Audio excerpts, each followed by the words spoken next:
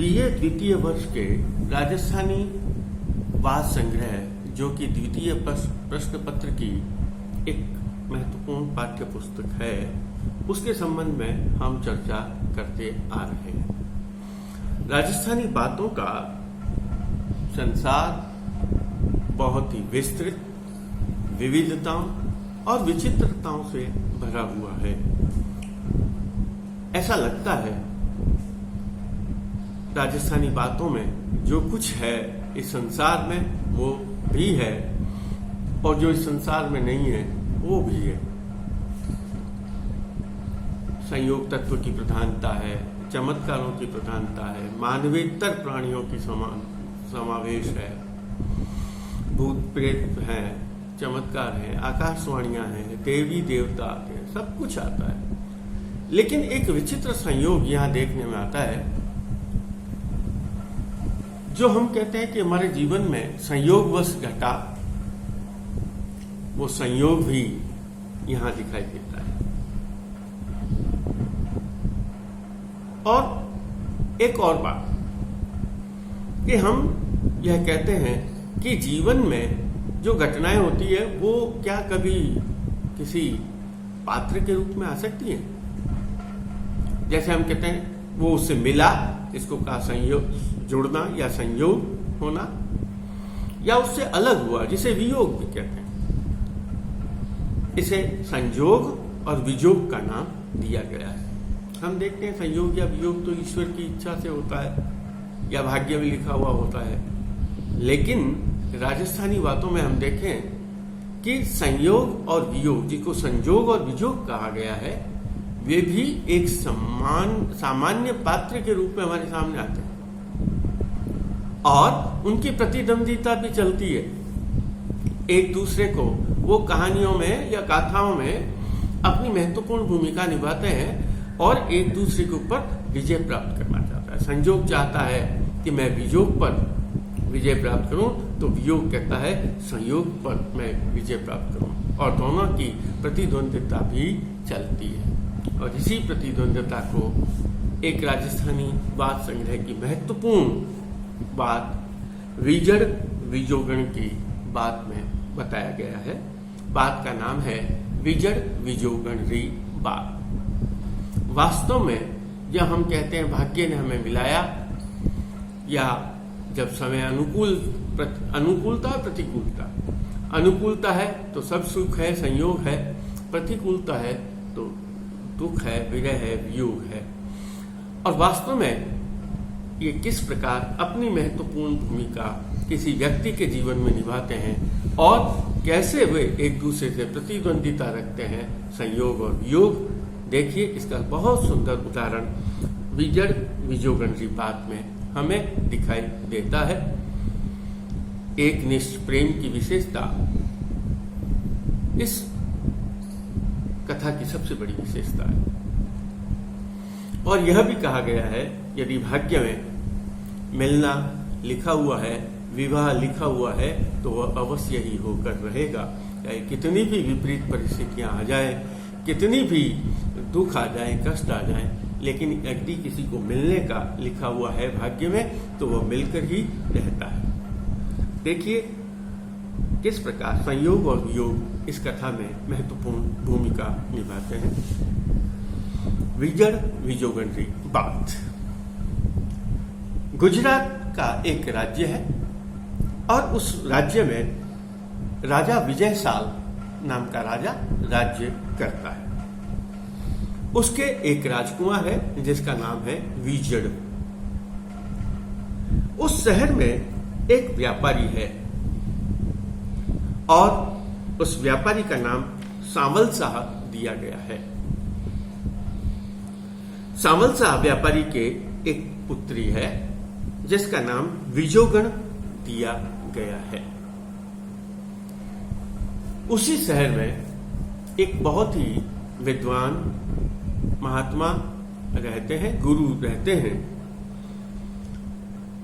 उस गुरु की, उस महात्मा की पौसाल में, उसकी महात्मा की विद्यालय में, गुरुकुल में ये राजकुमार विजड़ और व्यापारी की पुत्री विजोगण साथ साथ में पढ़ाई करते हैं, अध्ययन करते हैं और इन दोनों का आपस में प्रेम हो जाता है और प्रेम भी इतना घनिष्ठ हो जाता है जहां वार्ताकार लिखता है, ए दोनों आपस में है जीव प्राण ये भांत रहे, एक दूसरे के बिना नहीं रह सकते।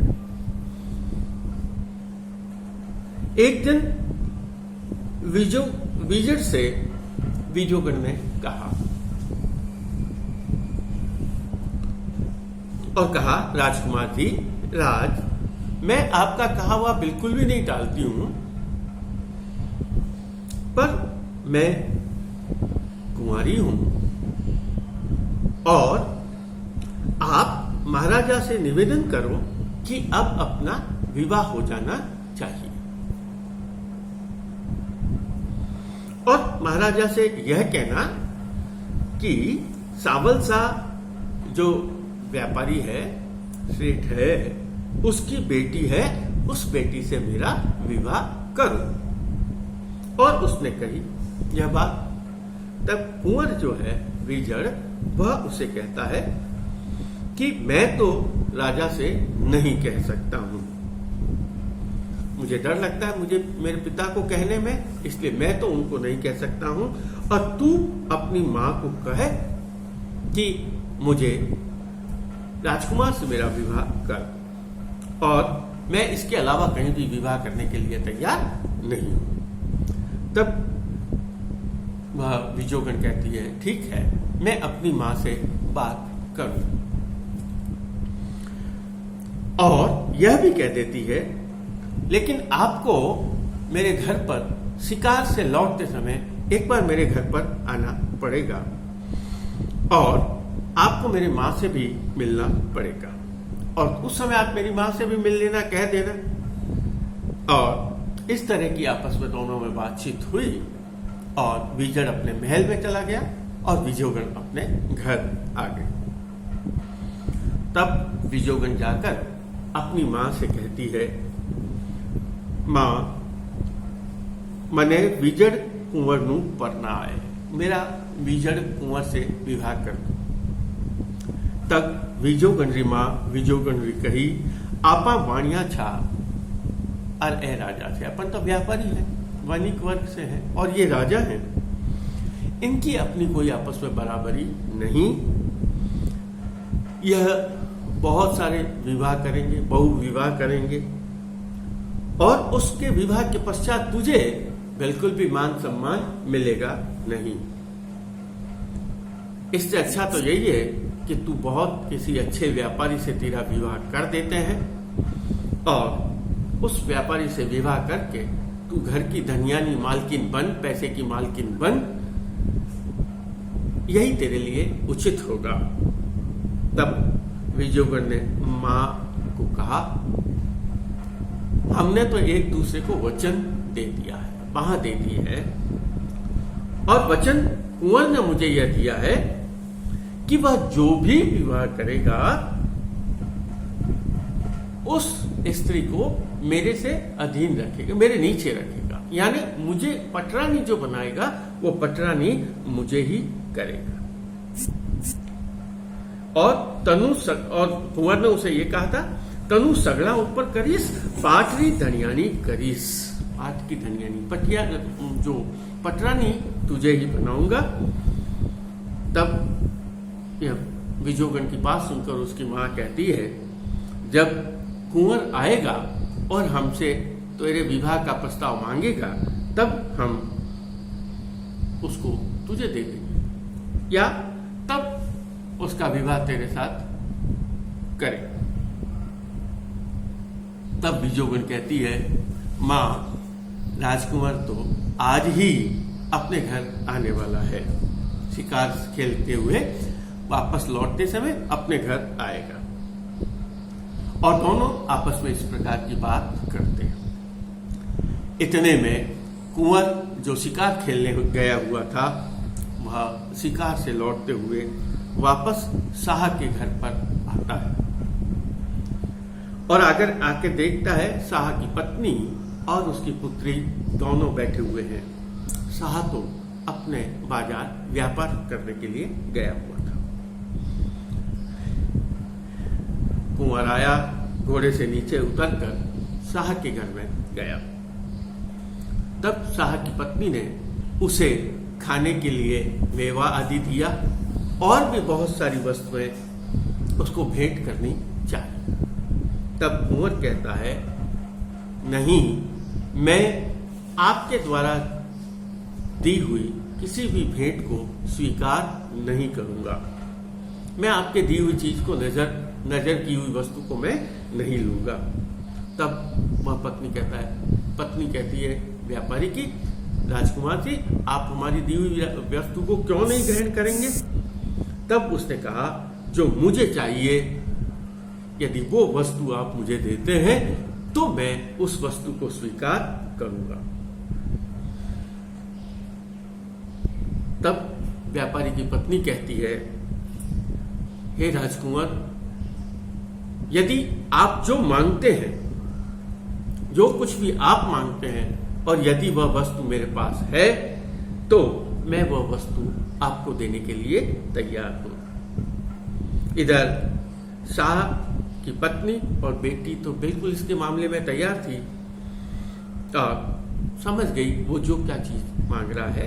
तब कुंवर उससे वचन लेकर वहां से चला और घर आ गया, अपने राजमहल में लौट आया। और इस प्रकार काफी समय बीतता गया। सांवल सा व्यापारी जो था वो एक बहुत बड़ा व्यापारी था और बहुत ही बुद्धिमान, चतुर और दूरदृष्टि वाला था। एक बार वह अपने भाई भतीजों, बेटों के साथ बैठा हुआ था व्यापार में, चौक में, और वहीं से राजा विजयशाल के घोड़े दौड़ते हुए निकल रहे थे। तब उस व्यापारी सांवल शाह ने इस बात को देखा कि राजा के यहां तो अंधेर गर्दी है, अव्यवस्था है, किसी वस्तु की व्यवस्था नहीं, ऊंच नीच का भी कोई फर्क नहीं है, और इस राज्य में क्या बिगड़ रहा है, क्या सुधर रहा है, राज्य में कहां हानि हो रही है, इसकी राजा को बिल्कुल भी चिंता नहीं। और यह राजा तो बिल्कुल ही बेफिक्र होकर रह रहा है, क्योंकि उसने यह देखा कि राजा के घोड़ों को बहुत ज्यादा घी दिया जाता है, घी पिलाया जाता है, और वह घी जब घोड़े मल त्याग करते हैं तो वह घी उनके साथ वापस निकल जाता है। यानी यहां वो कहना चाहता है, यहां महंगी वस्तु का मूल्य नहीं है, और वस्तु का उचित मूल्य नहीं होगा। जहां वस्तु का उचित मूल्य नहीं होगा या वस्तु का महत्व नहीं होगा, वहां राज्य में अव्यवस्था है। और उसने ये देखा कि जब ये घोड़े दौड़ रहे हैं तो उनके मल के साथ वह घी निकल रहा है, और उसने यह बात को बहुत गहराई से देखा और सोचा, और उसने ये कही, अपने परिजनों से ये बात कही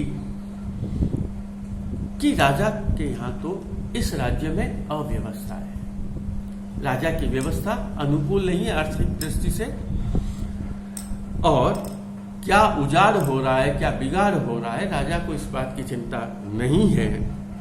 इसलिए जहां अंधेर गर्दी हो, जहां राज्य में अव्यवस्था हो, ऐसे राज्य में हमें कभी भी नहीं रहना चाहिए।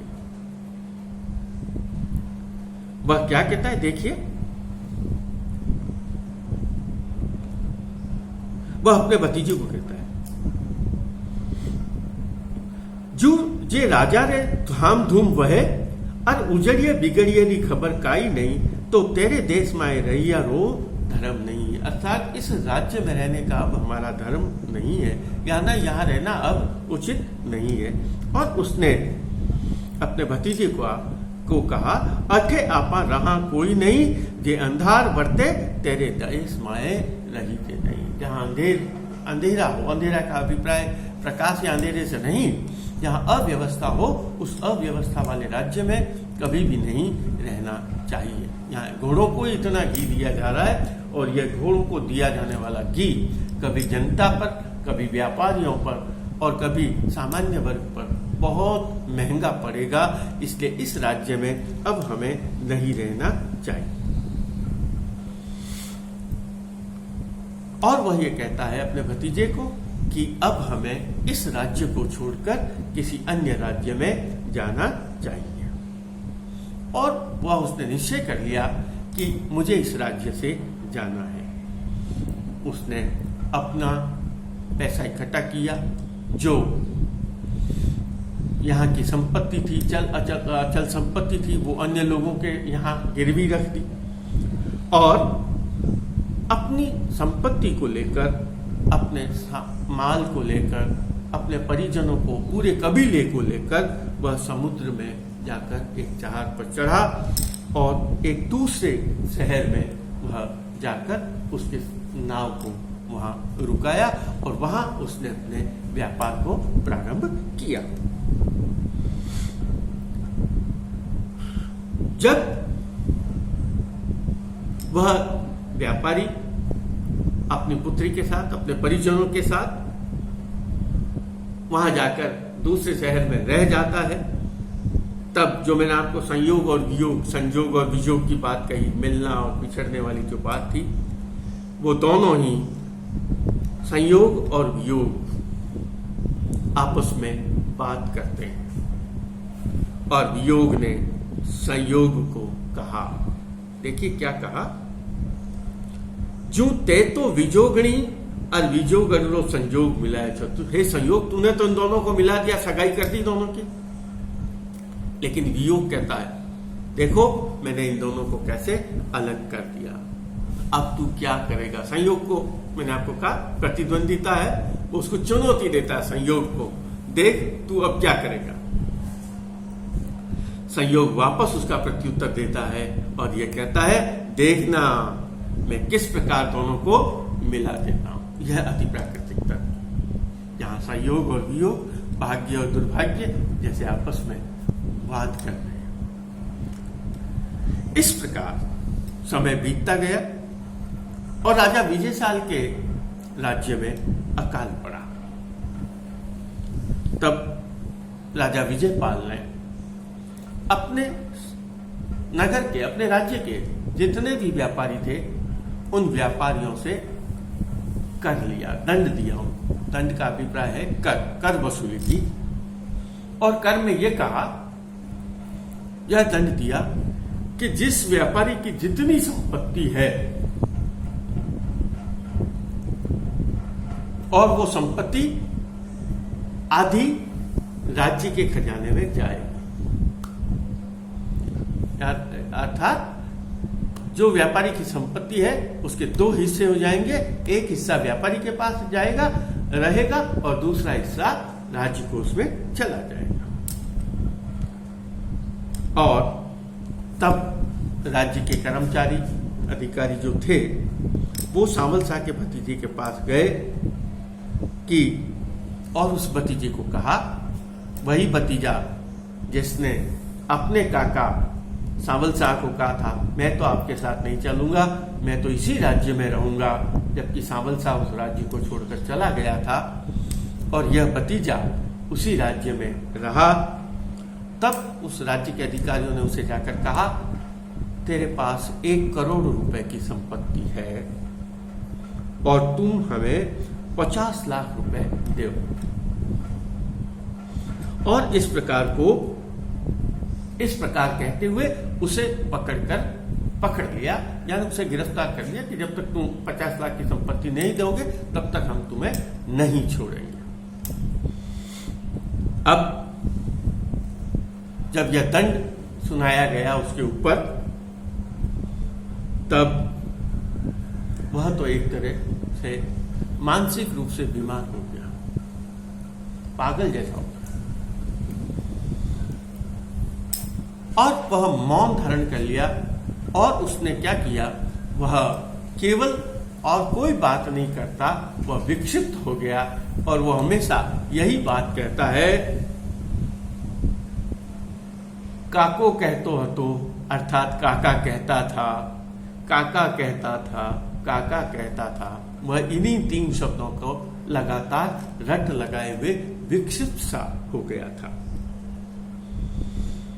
कोई भी जाकर उससे पैसे मांगे, कोई भी बात करे, लेकिन वह कोई जवाब नहीं देता और हर समय केवल यही कहता रहता है, काका कहता था, काका कहता था। तब राजा ने यह कहा कि एक बार इसे बहुत तसल्ली दिलाकर, दिलासा देकर इसके पास जाओ और इसे पूछो कि तू क्या कहता है। लोगों के बात समझ में नहीं आती, काका कहता है, काका कहता है। तब लोग उसके पास गए और बहुत ही ठंडे दिमाग से, बहुत ही तसल्ली दिलासा दिलाकर उससे पूछा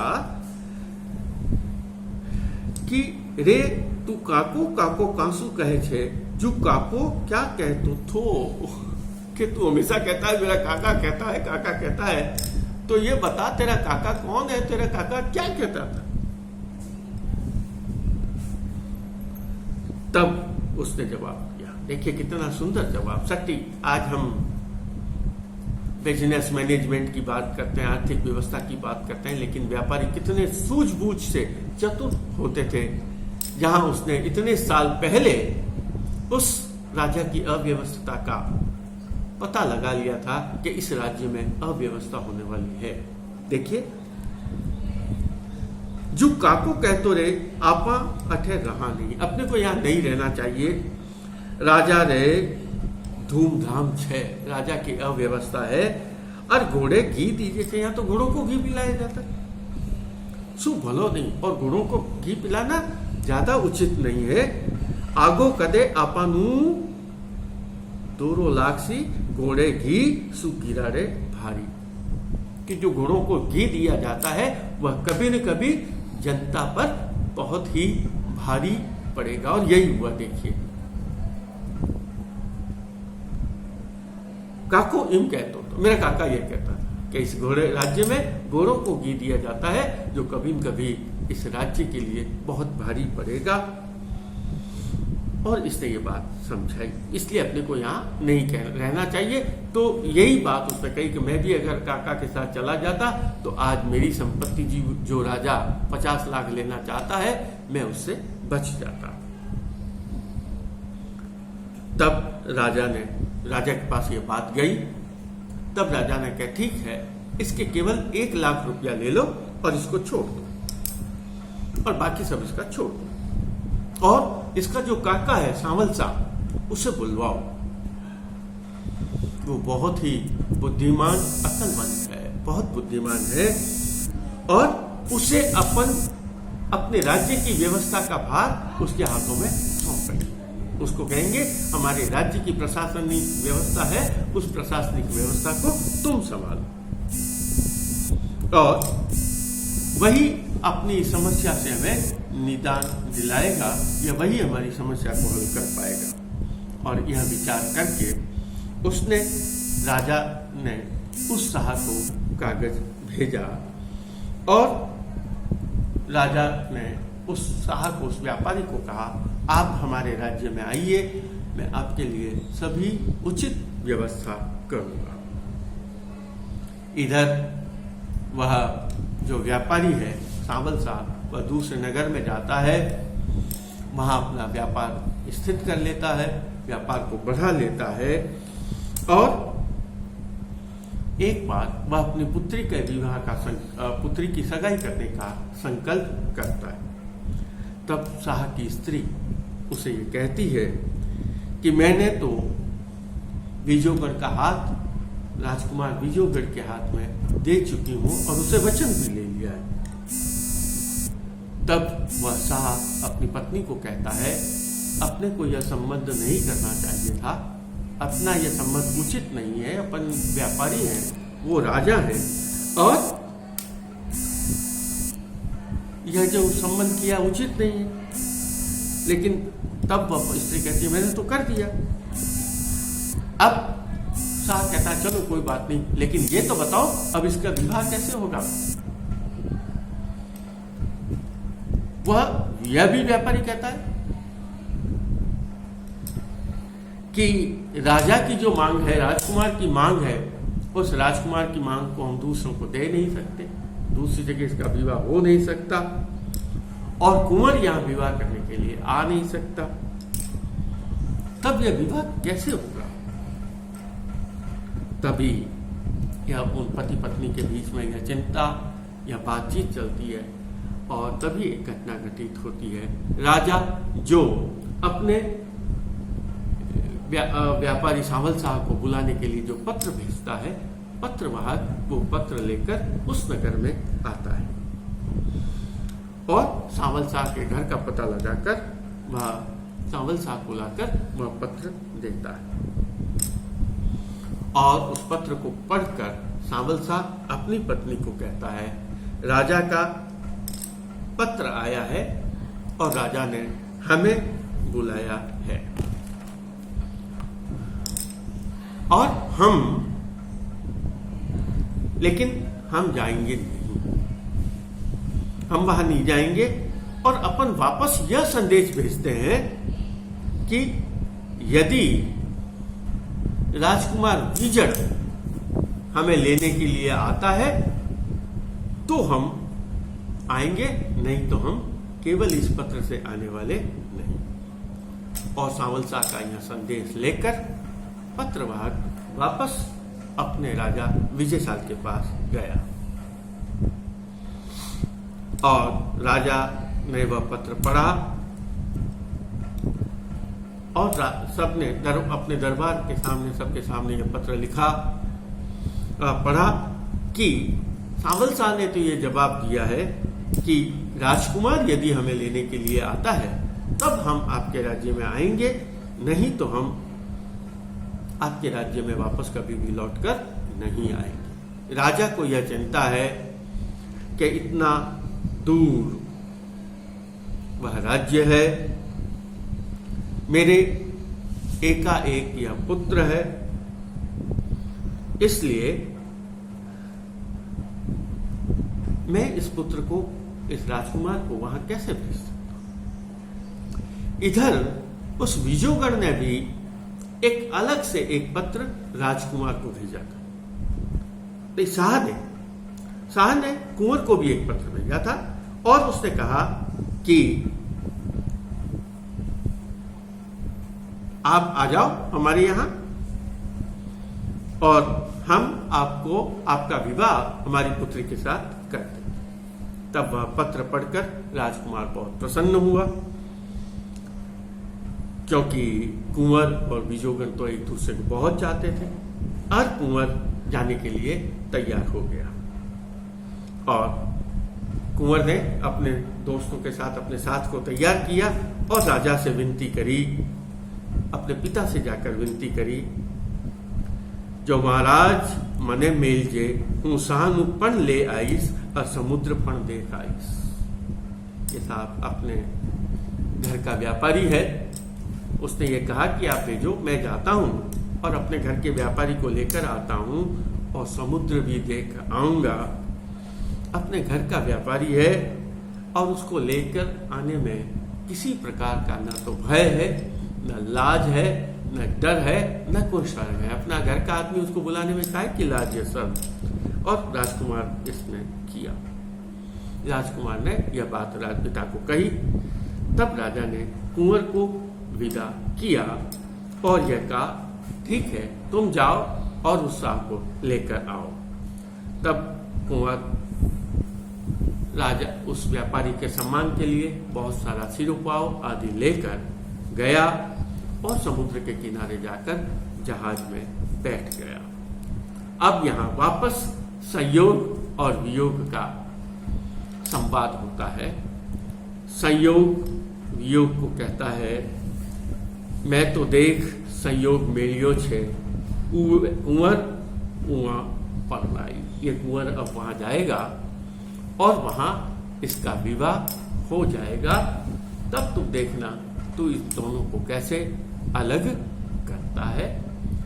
आज हम इस कहानी को यहाँ तक ही देखेंगे। भाग 2 कल के संदर्भ में थोड़ी कहानी विस्तार लिए हुए है, इसलिए शेष कहानी का भाग हम